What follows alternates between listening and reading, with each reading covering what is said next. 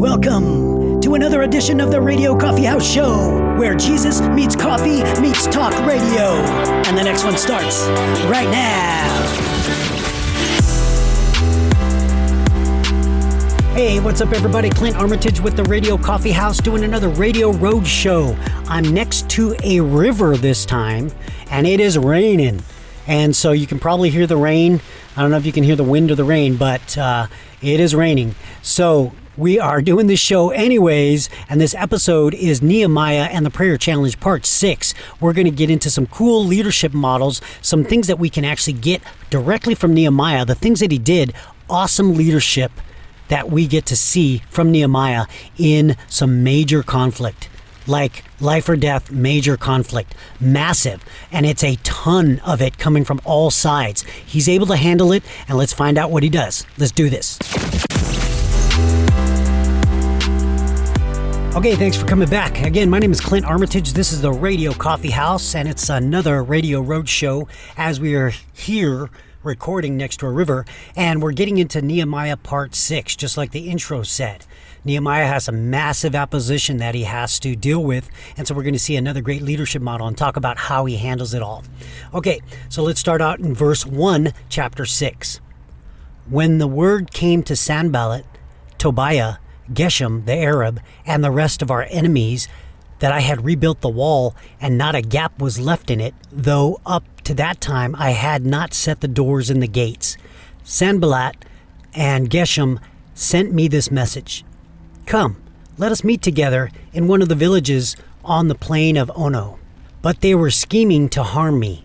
So I sent messengers to them with this reply. I am carrying on a great project and cannot go down. Why should the work stop while I leave it and go down to you? 4 times they sent the same message, and each time I gave them the same answer. Then the 5th time, Sanballat sent his aide to me with the same message, and in his hand was an unsealed letter. Okay, let's stop there. That's verse 5. Okay, so now what we're getting here is what we're seeing is since Nehemiah and the Jews are actually finishing their project, the wall is getting finished here. And so the opposition, because remember we've been dealing with, or Nehemiah has been dealing with Sanballat, Tobiah, and Geshem and the Arab for how long now? For the last 5 chapters, 6 chapters. And now they are sending him messages, and they're sending him messages, and they're scheming. And so the first message was, come, let us meet together in one of the villages on the plain of Ono. Okay, so now they're sending him stuff because they want to meet him. But Nehemiah says they were scheming to harm me. Okay, so let's look at a leadership model here. Let's see what Nehemiah is doing. Let's break it down and see what we can kind of glean from it. So we see that these guys are sending him messages to come meet with them, right? He wants them to go and meet with them. But Nehemiah recognizes it's a scheme. How does he recognize it's a scheme? Because look at past behavior, right? And you can deal with, when you're dealing with people, just look at past behavior. Past behavior can predict future behavior. Now, it's not 100% all the time, but you can pretty much rely on the fact that if someone's history shows bad behavior, just like a criminal history, and they have not really made changes, like serious, obvious changes to their life and their behavior, then it's probably going to be more of the same.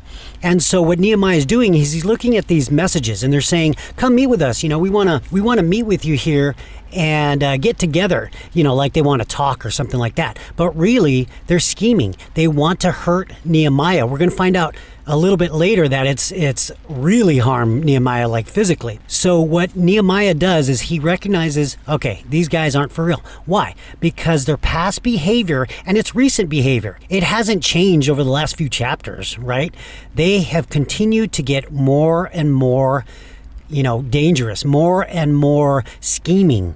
And so because he recognizes this, he knows that they're not true. They're not trying to make peace with him or anything like that, although that's what they make it sound with this letter to come meet them. Hey, let's talk. Let's figure stuff out. Check out what Nehemiah does here in the verses after they sent him the letter to meet. He says, "But they were scheming to harm me, so I sent messengers to them with this reply.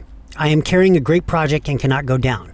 Why should the work stop while I leave it and go down to you?" So what Nehemiah does, which is a great leadership model to learn from here, he, instead of leaving to go first, he doesn't get tricked into this, right? So that's the first thing.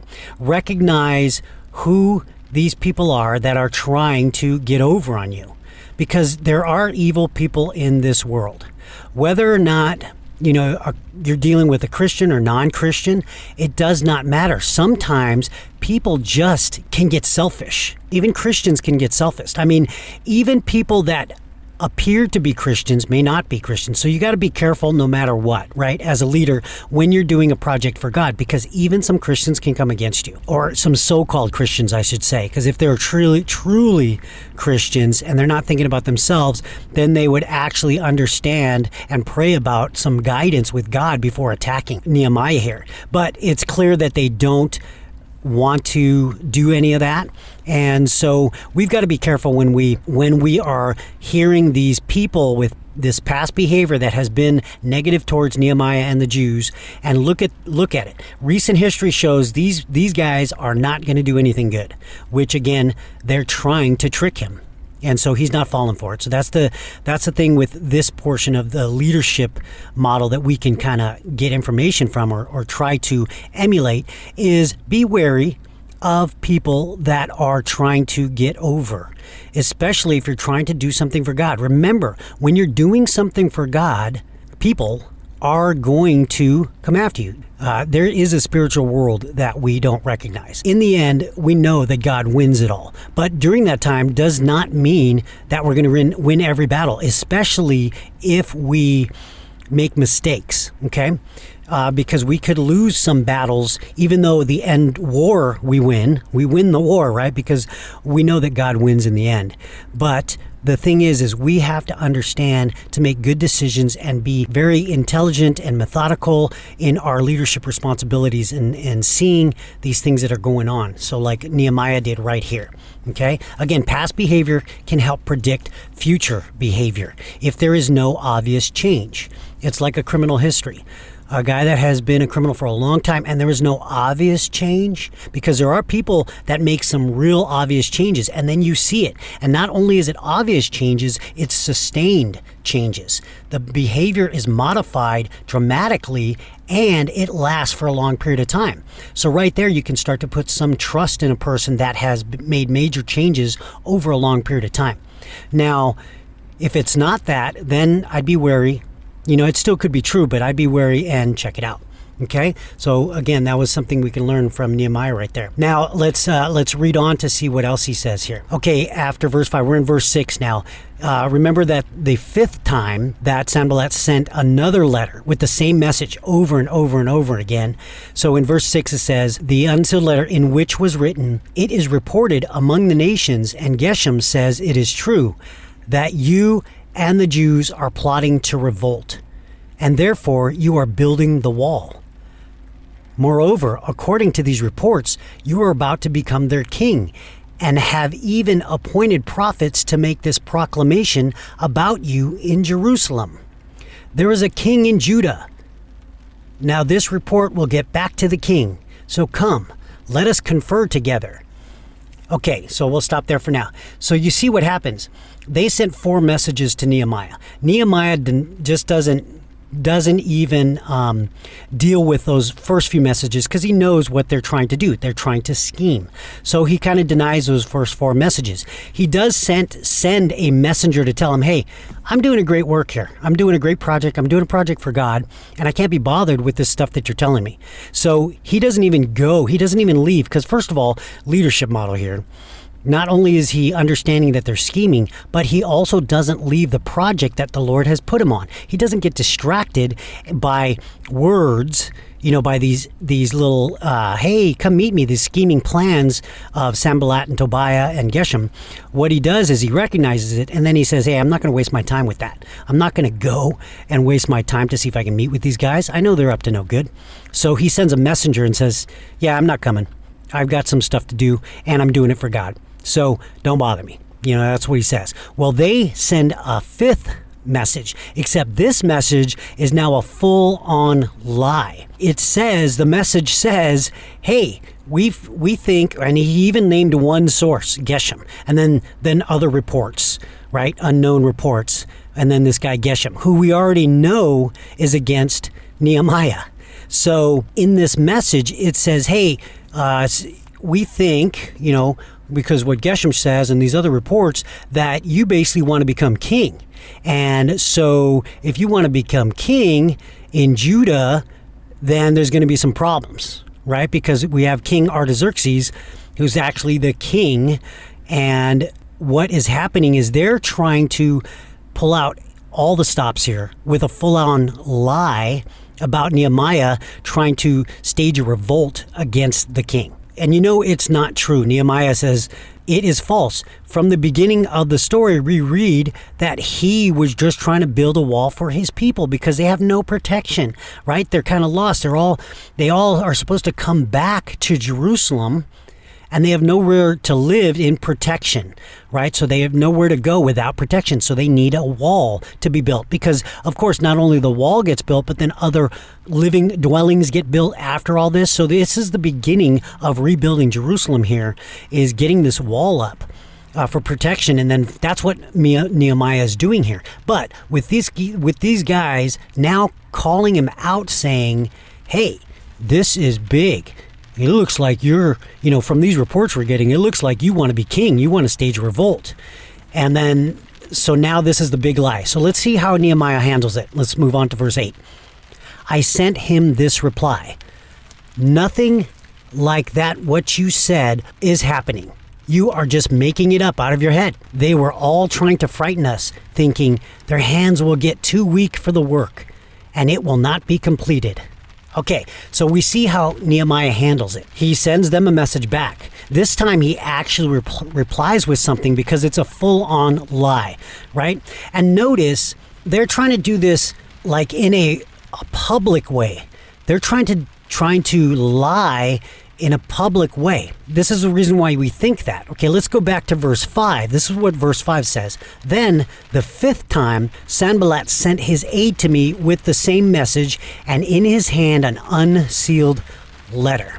Okay, first off, when it's government official to government official, the letters are sealed. When it's high security type of letters, and they want to, communicate, it's sealed letters. That's how you're supposed to send this stuff. Well, if you notice, Sanballat sent it unsealed with his messenger. So what does that mean?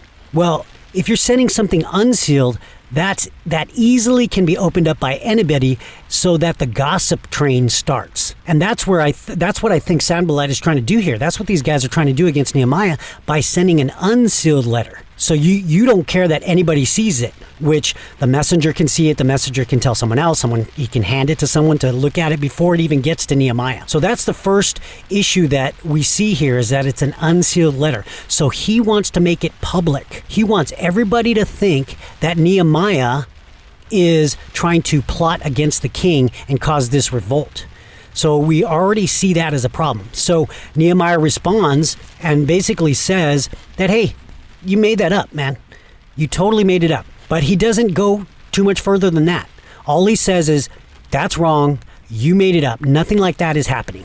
And then that's how he responds to it. And he sends a message to them. And again, they are trying to, like in verse 9, it says, they were all trying to frighten us, thinking their hands will get too weak for the work and it will not be completed. That was the end goal of that fifth message was, hey, we're going to cause this rumor and we're going to make sure it's an unsealed letter so that everybody finds out and it's going to spread like wildfire that Nehemiah is trying to revolt against the king. So that'll create fear and then they'll stop working because of the fear. And so this is the fifth plot, again, this fifth time that Nehemiah has to deal with this. And then now this is what I want you to look what he did. First, he answered it, right? Again, leadership model. He answered it by saying, it's not happening. He calls out the lie and he says, it's not happening. You're making it up. And then after that, he says, the end of verse 9, it says, but I prayed. Now strengthen my hands. See what he does there? Not only does he answer the reply with, hey, you're making it up. It's nothing like that is happening. It's made up in your head. And then he says he prayed, and he prayed for strength. He prayed for strength for him, for his people. Strengthen the hands. Strengthen my hands. Because he knows what they're trying to do.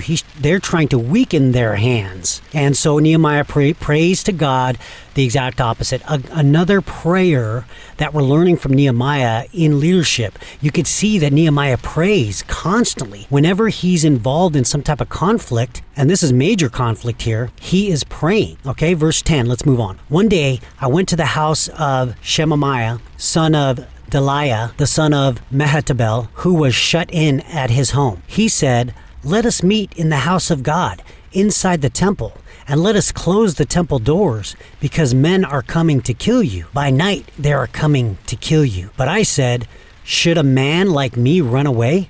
Or should one like me go into the temple to save his life? I will not go. I realized that God had not sent him, but that he had prophesied against me because Tobiah and Sanballat had hired him. He had been hired to intimidate me so I would commit a sin by doing this. And then they would give me a bad name to discredit me. So we'll stop there at verse 13. So what we have here is, again, another plot. So they have the 5 messages, and then they're getting worse and worse and worse. They're trying to get to Nehemiah, and they're going out of their way. I mean, it's like they have nothing else to do in their life except go after him. And some people are like that. And so you have to be careful as a leader when you're protecting your flock and also protecting the project, the ministry, the business that the Lord has given you to complete. And so right here, they hire someone else, but Nehemiah does not know that initially. And obviously, it seemed like he trusted this guy initially, Shemaiah. It looks like he kind of trusted this guy, because it turns out that this guy's supposedly a prophet. So he did hear him out, which was the message that Shemaiah gave him. Let us meet in the house of God, inside the temple, and let us close the temple doors, because men are coming to kill you. By night, they are coming to kill you. See, so what's happening here? Nehemiah recognizes something. He says, okay, he hears what this guy is saying, supposedly a prophet here, and he's prophesying that these guys are trying to kill him. Hey, come into the temple. Come with me into the temple and shut the doors. Well, God had put in place something like that, where you can go into the temple to protect yourself from someone that's trying to kill you, and you hold on to the altar to save yourself. And so this is kind of what it looks like it's going towards here. But Nehemiah says, wait a minute. Should a man like me run? I'm leading this whole project. I know what God has told me to do. And should I just go into the temple to save my life? I will not go. So Nehemiah, 1, he recognizes this is not right. But 2, he knows what God has called him to do and to lead this project. So all these things are trying to distract Nehemiah from completing the project, from leading this project, trying to distract him and take him off the project. And so he's recognizing this, and then he says, no, I'm not going to go. And then he says, I realized that God had not sent him, but that he had prophesied against me because of Tobiah and Sanballat had hired him. So he finds out that the prophet has been hired. So what does that mean?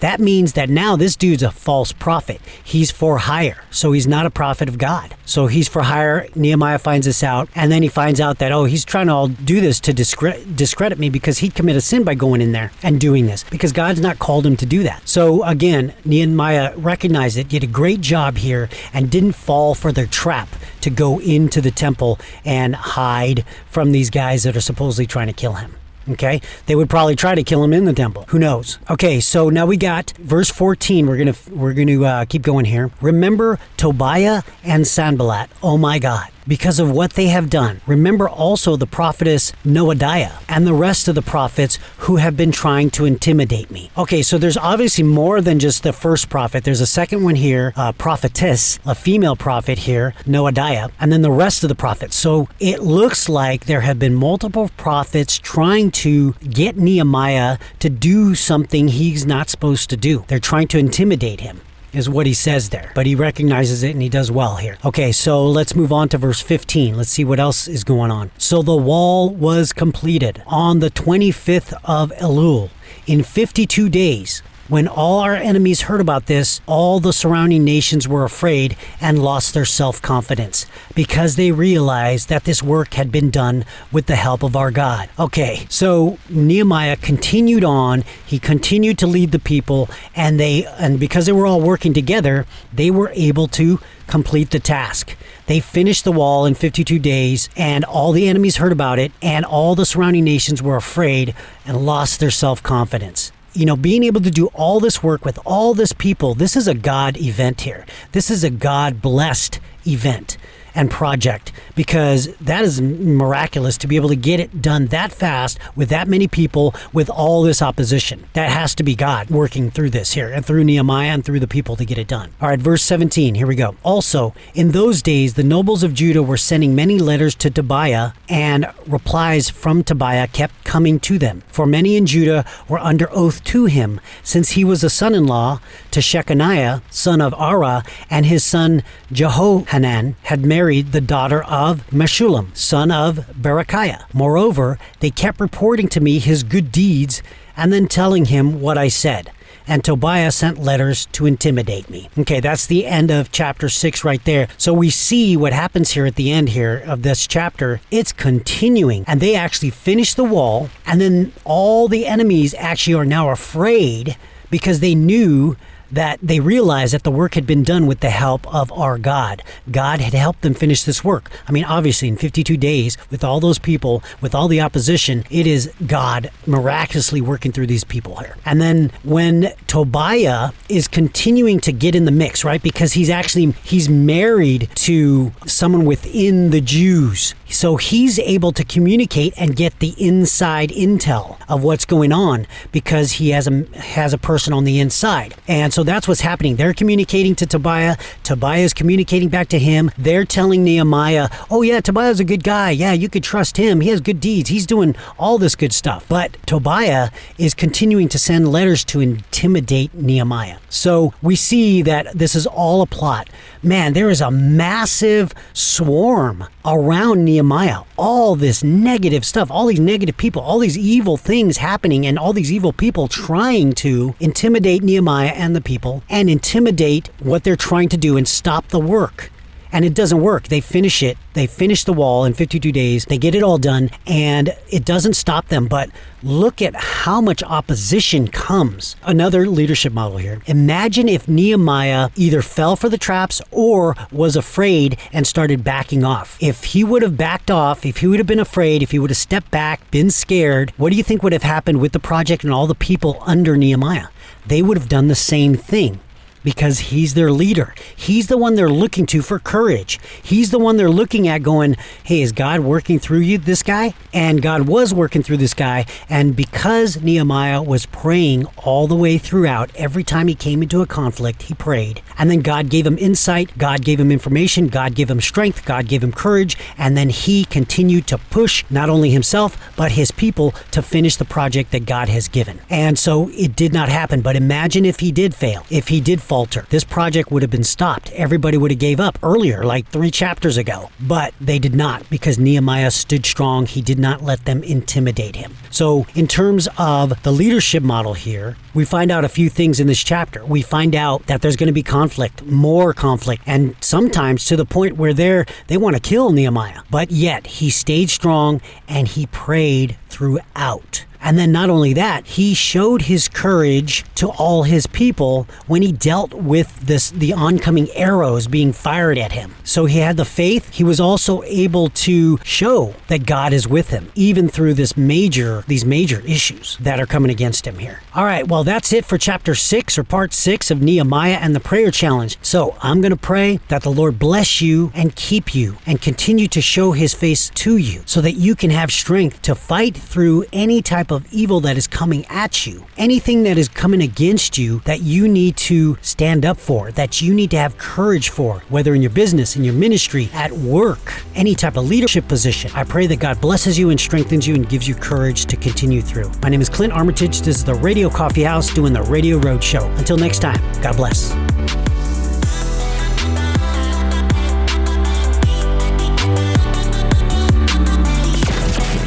Thanks for joining us for another episode of the Radio Coffee House Show, where we're all about Jesus, coffee, and radio. We'll see you next time.